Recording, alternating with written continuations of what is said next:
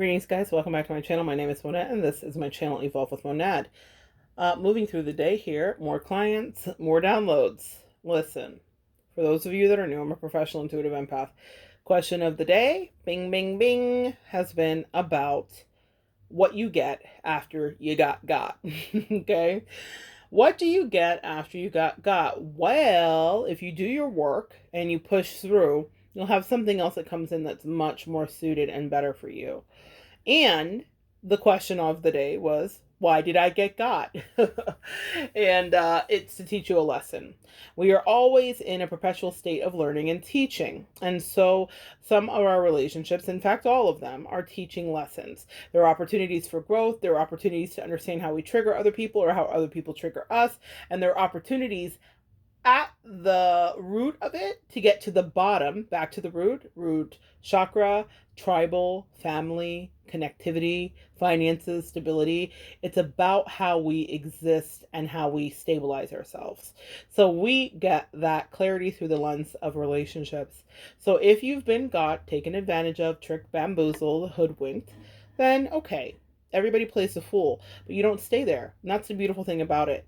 Another relationship will come in that blesses you abundantly in the same way you may have blessed another.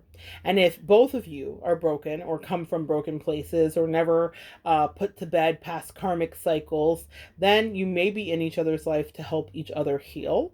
That's something that I noticed a lot with clients that I was working with today, that there are a lot of synchronicities about new relationships coming in to heal a past relationship. Now, I know that that goes against a lot of the codependency, anti-codependency talk that we do on this channel and definitely in this community.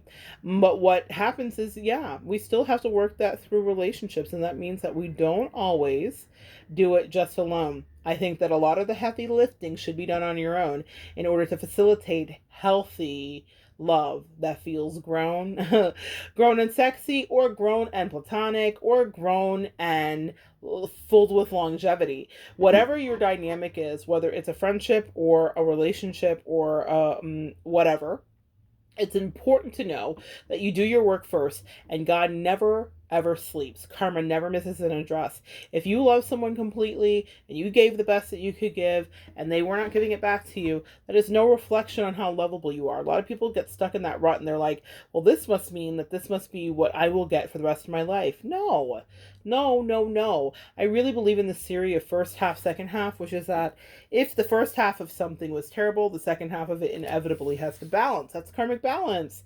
So for a lot of you guys, you're walking into a second half where maybe the first half you paid dues, you learned real hard karmic lessons, you had things that came unraveled, maybe you felt like you got screwed, and that's okay. Those were things that you had to learn, and maybe some karmic debts that you had to pay. I know that in my life, I certainly accrued some karma in situations. Even if I didn't feel like I had earned it, there were ways that I could have behaved in a more elevated sense and been a better person. And trust me, my angels had me walk through receiving that treatment from somebody else later, not from the person I did it to. You see how that works? My mother always taught me you don't do for do, which means that whatever you do to somebody else doesn't mean that they'll do for you. So whatever you did to somebody else doesn't mean that they will do to you. A lot of us get stuck in our lower vibration, humanity, energy of wanting to be the person that brings karmic retribution to someone that wronged us. It very often never works that way. And that's because in order for anybody to get the lesson of karma and moving forward, they have to feel it from somebody else that may come along on their path down the way, somebody else that may not even be seen as someone that they could feel threatened by. It's really important for them to almost forget the injuries that they may be heaped upon you, so that they will be blindsided by the karmic retribution, because that's the kind of thing that karma likes to do. And I don't mean blindsided, well, I don't think there's any other way to mean blindsided. Exactly what I mean. I was going to say not in a bad way, but I think being blindsided is necessarily not exactly pleasant, okay? So I want you guys to be solid in that. Yes, we can talk about karma, and I've had a few requests for some karma readings. I've been debating it because I don't want to be in a low vibration about it, but they're fun, y'all, because we all are human and we all have that side like, what are they going to get? But the thing about it is don't worry. They always get their rebalance. in the last few months of my life, I've come into such a lovely rebalancing and had so many lovely connections and communications and validations. And it was all things that I did for one person. And I never got it back in the same capacity and very giving and freely from that person. However, God has seen fit to make sure I got it back, and really got it back in a way that has been just washing over me every day. It's been beautiful. I feel calm. I feel rebalanced. That also is an indication to me that karmic rebalancing may be happening in that person's life in the other way. First half, second half. If you live the first half being maybe taking for granted things or being entitled or being ungrateful or whatever the case is for anybody that you've ever encountered, or even if this is your story, then you will live the second half having to kind of answer. And I know that may seem like, well, that's not true. Let's look at some of these like business magnates and people that seem to get away with just murder or whatever. No, no one gets away with anything, guys. Just because we don't see the retribution before our eyes doesn't mean that anybody gets away with anything. And if you love somebody and were kind and gave empath listening, you will also get that in return. The universe will not let that be something that you escape this life without knowing fully what it is to be loved deeply and accepted. Even when you're not on your best behavior, to have people or persons in your corner that love you and that don't enable but support and hold you accountable, all the things that you've done, you will get it back. I promise you. I wish more of my clients understood that. You don't have to like squeeze all of the orifices shut in your body and pray for uh swift justice. God's got it. I promise you he's got it. In fact, the best way for you to be is to relax your shoulders, give yourself a little neck rub, and say, God's got me. He sees it. Universe is on top of it. And welcome in. Focus on what's coming in for you. Don't try to look back so much. You guys hear me talk a lot about my situation as I've processed it, but I always try to make it teaching. I did a lot of things that I recommend highly to clients whenever a relationship severs.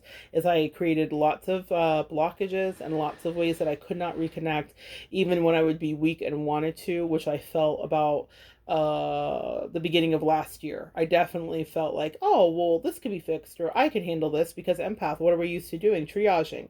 And God said, leave it alone. They said, you've extracted everything you need to know. She taught you every lesson and she helped you grow.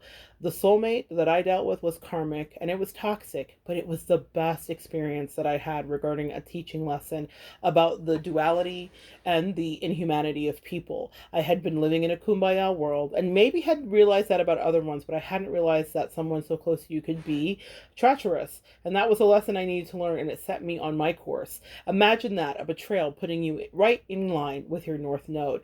Many of you guys have suffered betrayals like that. Now, you have two things you can do. You can wallow in that, or you can use it to propel you forward, which is what I chose to do. It was like, yeah, this sucked. It hurt. It was terrible. And there's a lot of good meaty energy to pick off of this bone, and I will condense it and teach it. And one day you won't even know that this is from the original stock, meaning there will be people that will watch these videos a year or two from now and not have any clue, as many of you that were really tight-knit in this journey with me knew exactly what this was about. For your own journeys, if someone was dealing with chasing for clout and they were degrading and not just being kind, they'll get it back. Trust me.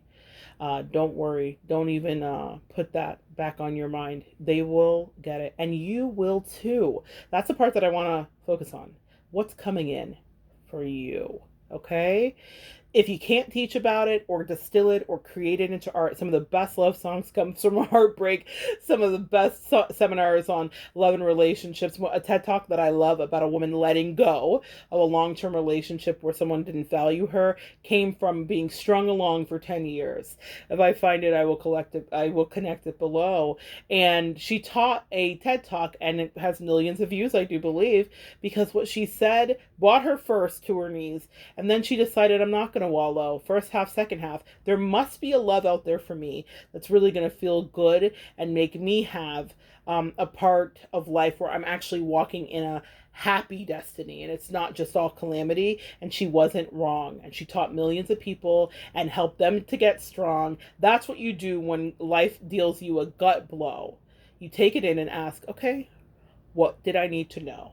And then you go into the place where you can be in the relationship like she talked about that actually validated her immediately, and it didn't take her years and years to get that out of somebody. Does that mean that her person got his karma? I would suggest you watch it. In his own way, he did. And not that we wish illness or anything on anybody, but first half, second half, it never fails. So don't worry. You always empath. If you live in integrity and you're kind on the honoring path, you prevail. Okay? Love you so much. Come back and join me next time, and we will continue to evolve together.